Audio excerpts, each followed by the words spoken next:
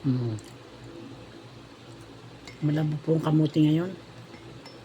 Kasi pag tag-araw po ang kamuti, malabo-labo. Pero pag tag-init, ay tag-ulan, magtutubig po ito. Hindi po masarap ang kamuti pag tag-ulan. Mas masarap po pag ganitong panahon.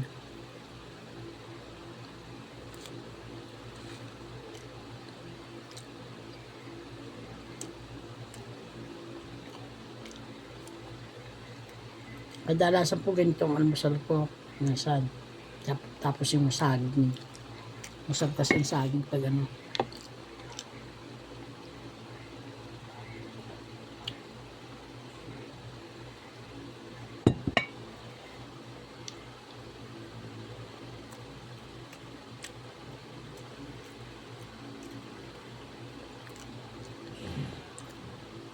Makaisa ka lang dito, busog ka na.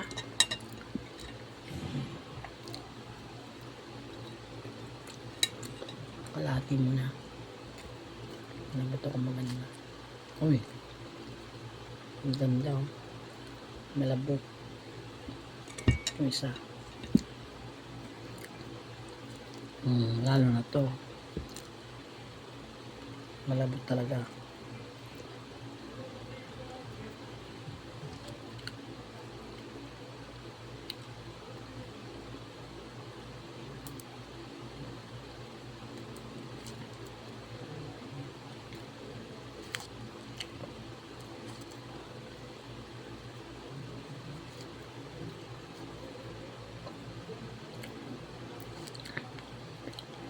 Maliliit po kami, halos ito po ang ano namin, kinakain namin. Halos minsan ay nilalagyan pa po namin ng kamuti yung bigas, yung kanin, may kamuti sa ibabaw. Pag sinaing po yun, may kamuti sa ibabaw para dumami yung sinaing. Kaya po konti lang yung sinaing mo, dahil mahirap po talaga kumbaga sa ano, magsaing ka ng dalawang gantang, dalawang ano po, yung maliit na ano. Haluan po ng nanay ko ng kamuti para dumami. Sa dami po na magkakapatid, 12 po kami. Kung naghahani po yung tito namin ng kamuti, namumulot po kami. Minsan binibigyan kami. Pag ginararo, pag natapos na po ng hararo yun, ang ginagawa namin, inukay pa po namin yun, marami pa po laman yun, marami pa pong ano sa ilalim, matatabunan ng lupa. Kaya itong kamuti, hindi ko rin makalimutan to.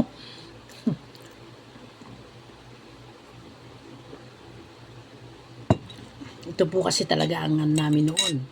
Wala po kami sakahan, pero yung mga tito namin noon may mga sakahan. Kaya kami po, nangingi lang at namumulot. Pagkatapos maghararo, inuukay din po namin pinag-araruhan kasi nga marami pa pong nakatago doon ng mga kamuti. Kaya parang naghani din kami ng kamuti pag kami namulot eh. Kasi marami po kami nakukuha. Halos karamihan almusal po ito. Almusal namin. Tapos pag konti yung bigas na isasaing, idadagdag mo ito. Lalagay mo sa ibabaw. Para marami. Sa 12 kami, kulang po talagang ano kung tutusin. Kaya sa hirap ng buhay noon, ang gawa ng nanay ko, nilalagyan na lang niya po ng kamuti sa ibabaw.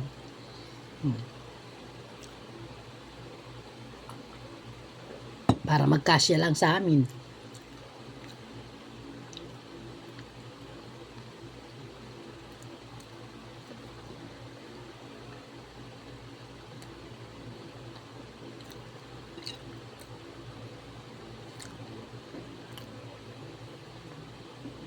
Masarap ng kamuti pag matamis. Dahil may matamis ang kamuti. Sa kamuting kahoy.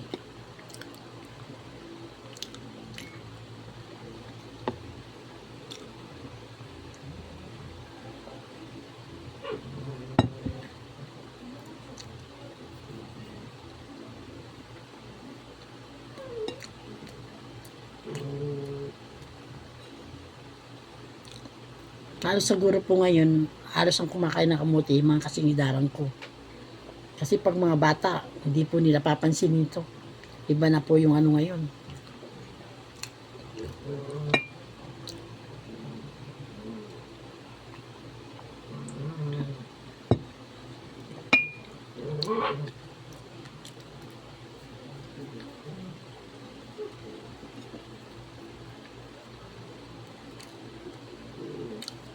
Iba na po ngayon ng mga generation ngayon. Ayaw na po nilang kumain ng mga kamuti-kamuti. Dito po sa bahay, halos 3 lang po kami kumakain ng kamuti. Yung kapatid ko, yung asawa ko, tapos ako. Mas gusto po namin itong almusalin, tsaka yung saging.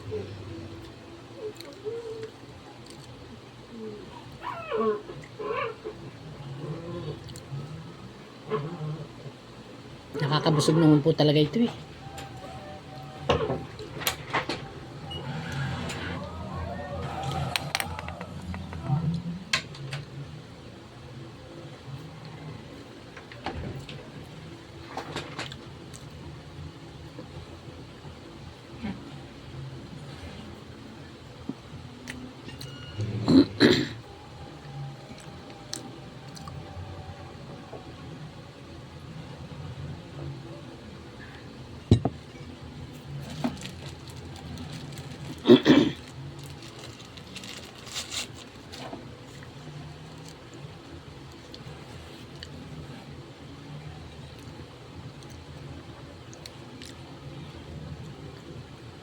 Sa mga katulad pong mami, mga nanay, ito po ang dapat sa atin. Huwag na po tayong ganong kumain ng mga mga tinatinapay kasi po arena din po yun eh. Ito po natural to. Natural na walang preservative.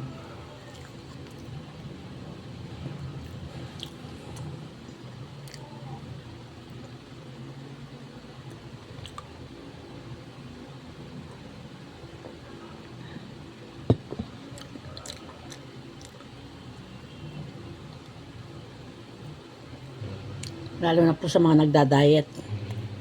Maganda po kamuti, saging, Quaker oats. Yun lang. Huwag nang mag-almusal ng kanin.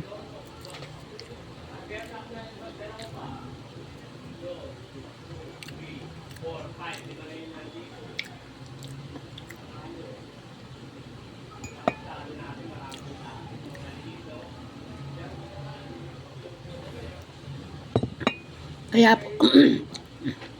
po, ako po mga nanay, halos karami na po ngayon ng mga nagkakaedad ay nagkaka-diabetes. Pero po ako, nung nagpa-general check-up po ako, kasi parang nangihina ako nung nagpa-general check-up ako.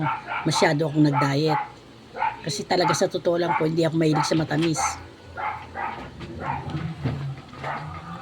Sa cellphone ko. Content ko yung kuhan. Ay. Hindi po ako mahilig sa matamis. Kaya po nagtataka ako, ba't parang nanghihina ako. Eh nagpa-general check-up po ako. Kasi nung past nag-diet po talaga ako. Ang kinakain ko kamuti, saging, tapos pag kumain ako mga paranghalian, talaga po tinanggal ko ang kanin. Naggulay po ako. Talagang nag-diet akong kumbaga sa Alam niyo po ang nangyari sa akin. Nung nagpa-general check-up po ako. Lahat po ay maganda po lahat ng resulta ko. Pero ang problema lang po sa akin, masyadong bumagsak ang sugar ko. Yung level po ng sugar natin, mas bumaba pa po siya ng konti. Kaya ang sabi sa akin ng doktor, ang gawin mo, nanay, sabi niya, kumain ka kanin, yun ang pinaka-sugar mo, kanin. Kahit na isang tasa lang, kung hindi ka mahilig sa asukal, yun ang kainin mo. Isang tasa, kung talagang gusto mong mag-diet, pero huwag mong tanggal ng kanin. Kasi ang kanin, dyan din yung sugar. Sabi niya sa akin. Yun daw, kailangan daw, kakain ako ng konting kanin para magka-sugar ako. Kasi po pala yung kanin, masyado po pala, maano po talaga pala, asukal din po pala yan. Kapag Ayun pong ginawa ko. Pag tanghalian, kumakain din ako konti lang. Pero pag hapunan po, hindi na ako kumakain. At saka po sa totoo lang po, tinanggal ko na rin po yung baboy sa katawan ko. Yung pagkain ng baboy, tinanggal ko na po. Manok, kumakain po ako ng manok, pero tinatanggal ko yung taba niya. Yun po ang ko, isda, gulay. Pero magtaka kayo, yung katawan ko pa rin po. Pero maliksi po ako. Tsaka maayos yung ko. Yung resulta ng ko, maganda po. Yun lang po ang tip ko sa inyo.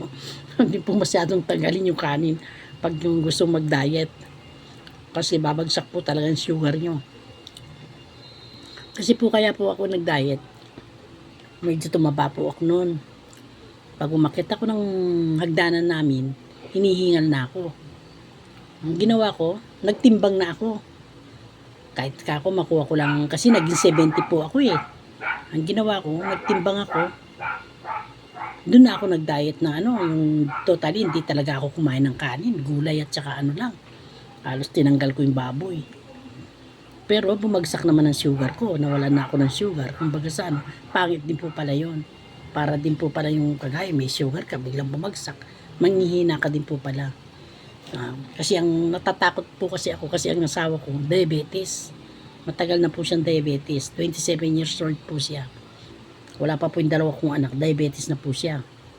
Kaya ako, nag-iingat din ako sa katawan ko. Ayaw ko din po ng kasi magkaka-diabetes din kami, ako, di parehas na kami.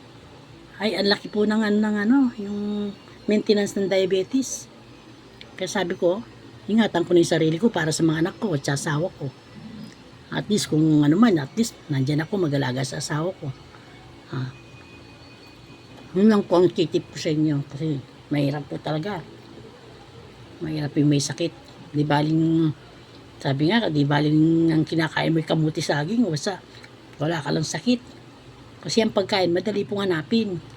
Ay yung sakit po, may sakit ka na, sakit pa ng kalooban mo. Isipin mo kung saan ka maghahanap ng panggastos. Ay ang pagkain po, madali lang. Kung baga saan magsipag ka lang, makakakain ka. Huwag lang po yung may sakit. Ang hirap po. Naranasan ko po yan.